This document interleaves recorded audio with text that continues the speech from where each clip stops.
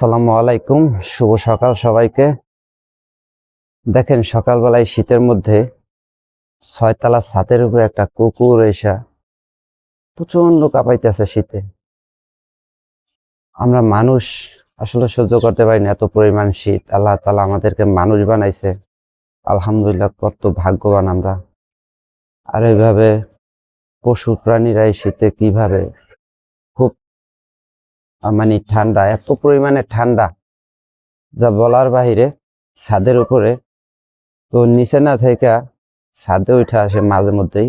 অন্য কুকুর আবার ওরে ধাওয়ায়, ওরে তাড়ায় দেয়, যেখানে যায় সেখান থেকে তাড়ায় দেয়, কিন্তু মাঝে মধ্যে দেখি ছাদে আসে। তো এই যে ঠান্ডায় খুব মানে করতেছে, কাঁপাইতেছে। তো আমি ওর জন্য আসলে তেমন কিছু করতে পারতেছি না, ওরে কিছু দিব বা এরকম কিছু আমার কাছে তেমন নাই।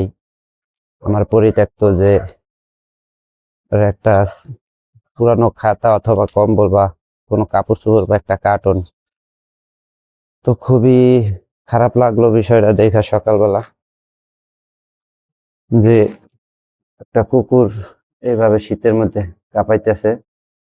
আমিও খুব কাঁপাইতেছি শীতে, কিন্তু আমি তো মানুষ, আমি অনেক কিছু বুঝতে পারি। আমার জন্য আমি যার দরকার তা আমি প্রয়োজন মেটাইতে পারি, কিন্তু ওর জন্য আসলে খুব কাঁপাইতেছে।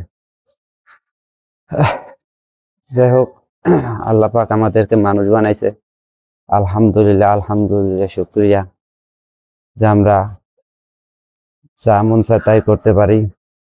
কিন্তু এরকম পশু পাখি যদি আপনাদের এলাকায় থাকে তাহলে অবশ্যই একটু খেয়াল রাখবেন।